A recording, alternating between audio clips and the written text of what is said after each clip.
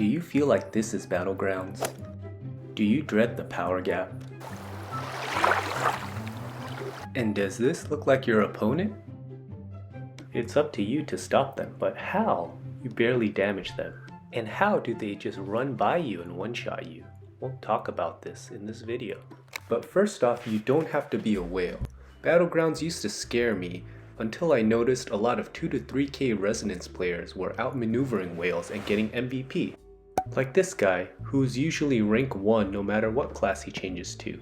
He's not a whale in secondary stats, and he's not a whale in resonance, just around 2400.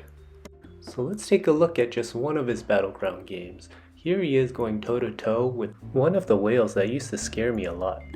Now that banquet set and one Wraithform Fear would kill me. Look at that potency. You'll see the difference in our potency, you'll see what I'm talking about. But first we're going to go back to the number 1 Blood Knight this match, and you can see he has less than half the resonance, but as usual he put on a great performance. And here I am at rank number 2. I have worse item upgrade stats, but I have a little better secondary stats and resonance at 2700. This build is sweet because Macabre Facade clones are untargetable, get buffed by 4-piece Vitus, Torture and Torment, and Sprig of Hawthorn. I also like throwing a pinch point in there because knockups are invaluable at our resonance. Before we get into one more build, I want to show you a whale that I used to avoid in Battlegrounds. I used to think the best strategy was to run away and let our team's whale deal with them. I mean, I'll just get one shot and feel angry, right? That's how I felt until I realized we have the same skills and the same vulnerability windows. So back when I was consistently losing badly like this game and averaging 10 deaths, I began studying the hardest opponents in my brackets to learn their go-to maneuvers. And what about their builds I really have to start avoiding? Like this infamous, very powerful wizard who was always teleporting around and one-shotting our backline while being extremely hard to stop because of the sheer tankiness from this 4-piece mountebank set. I also learned the shoulder essence Crust Claw gives 40% continual damage reduction, making Siphon Blood kind of useless against this level of armor and resonance. So I crushed my months-long Seeping Bile and ditched 4-piece Grace for 4-piece mountebanks.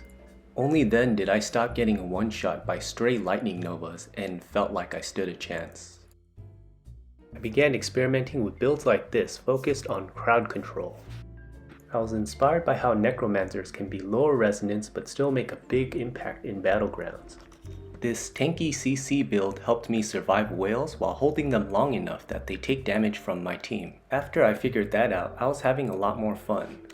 Like here you can see we have a decent contribution score against 5 whales, one of them over 9k resonance. The MVP wizard is 8.5k resonance. So we have to rely on our CC. We can't go head to head with resonance this high. And this is the over 9k resonance player, a scary necromancer whose potency is so high that I'm considering running a CC immunity skill after this match. On top of that, the necro is running Feasting Barons with this prisoner, making all his harmful effects more deadly. And here are some more 6 to 7k resonance opponents. I'll make a gameplay video of a Battlegrounds breakdown so you can see how I'm getting more assists and less deaths now. In the meantime, don't lose hope. You can do it. I hope it helps leaving you with some footage of some of our friends in Battlegrounds who are all rank 1, 2, and 3 and all within 2k resonance. Please enjoy and follow for more.